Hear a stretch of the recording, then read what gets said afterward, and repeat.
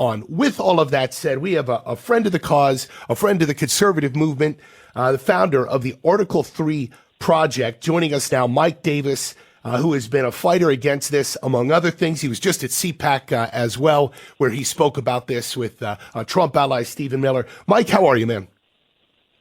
I'm doing well, and thank you for having me. I can't thank you enough. I've followed you on Twitter for a long time. The work that you all do at Article 3 is fantastic, and I know that we can't thank you enough for the stand that you've taken on this defamation bill. So just for a little bit of context here, could you just share with us kind of what you do at the Article 3 Project? We'll get to why the defamation bill meant something for you, and then I would like to return to a bigger picture of what you all do. So tell us about A3P. Yeah, so I started the Article 3 Project after I left the role as chief counsel for nominations on the Senate Judiciary Committee, where we helped President Trump transform the federal judiciary. I left after the first 2 years of the president's first term, and I saw, after helping to win the Kavanaugh confirmation fights, that there was a void on the outside with a group with insider experience. I've worked on judicial nominations in the White House, the Justice Department, on the Senate Judiciary Committee for then Chairman Chuck Grassley, and as a nominees advocate when I helped Justice Gorsuch get through the confirmation process. And I saw there was a void with the outside groups, with someone with insider experience, with an outsider fighting mindset. So that's why I started the Article 3 Project, to help President Trump finish the job in confirming his judges, including transforming the 5-4 left of center court to the 5-4 Clarence Thomas court with the final appointment of Justice Amy Coney Barrett.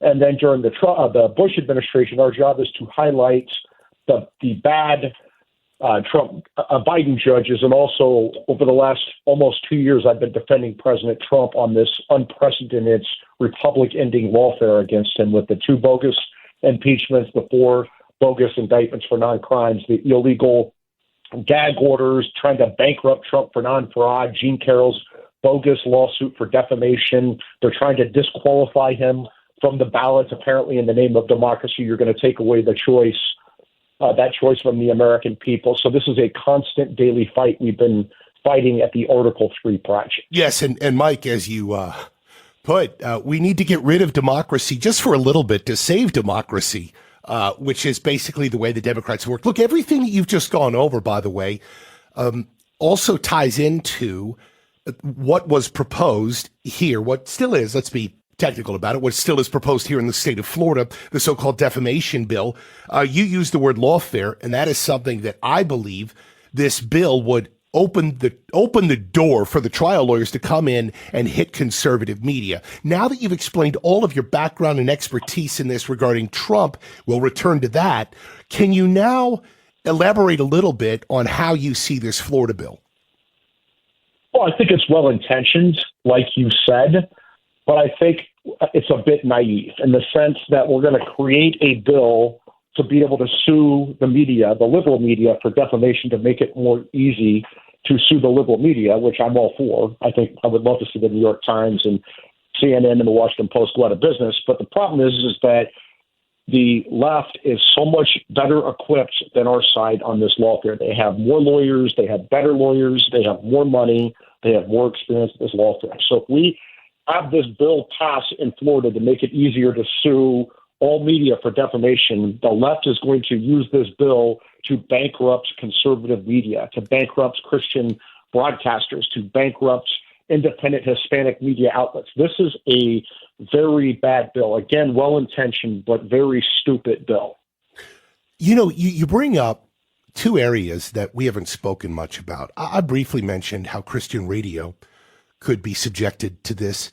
You even brought up independent Hispanic media, and that's actually something that we've seen. I believe it wasn't only maybe 6 to 12 months ago that very powerful conservative voices in South Florida, I believe, ended up getting silenced, that some corporate owner came in and took them over because of the way that specifically Miami-Dade Republicans have become so Hispanic and voted so Republican.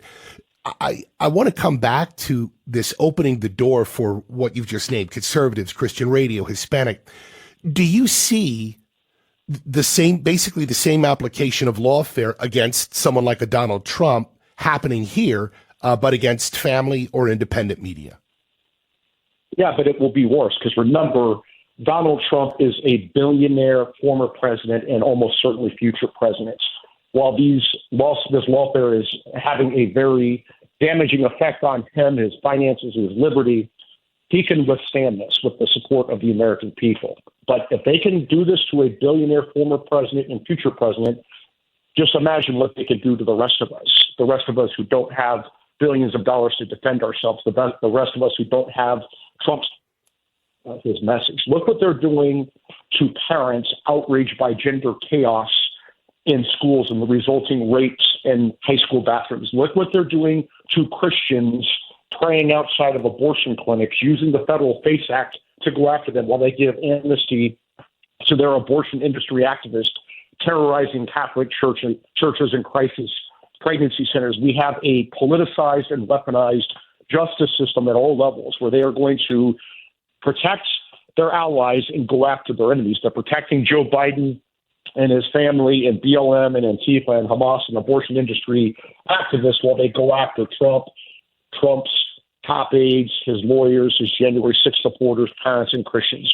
We need to wake up to the facts that this is not our parents' or grandparents' Democrat Party. These are not liberals who love America and just disagree with conservatives on the best way to get there. These are leftists. These are Marxists. They don't believe in due process. They believe in politicized and weaponized justice. They believe in Me Too justice. They don't believe in equality. They believe in equity. They don't believe in free speech. They believe in censorship. Their goal, the left's goal, is power, and they're going to use every tool they have to steal power and keep power. And our side, the conservatives, have not woken up to this. And so that's why bills like we're pushing in the Florida legislature, while well-intentioned, are incredibly naive. On the line with us right now, Mike Davis, the founder of the Article 3 Project. You can visit them online, and it's a great website to understand a little bit more about what they do. It's article3project.org, article3project.org, and on their resources, the Judiciary Tracker and more. And their mission, they defend constitutionalist judges. They push back on radical assaults on the judicial branch, judicial independence, and that includes court packing and more.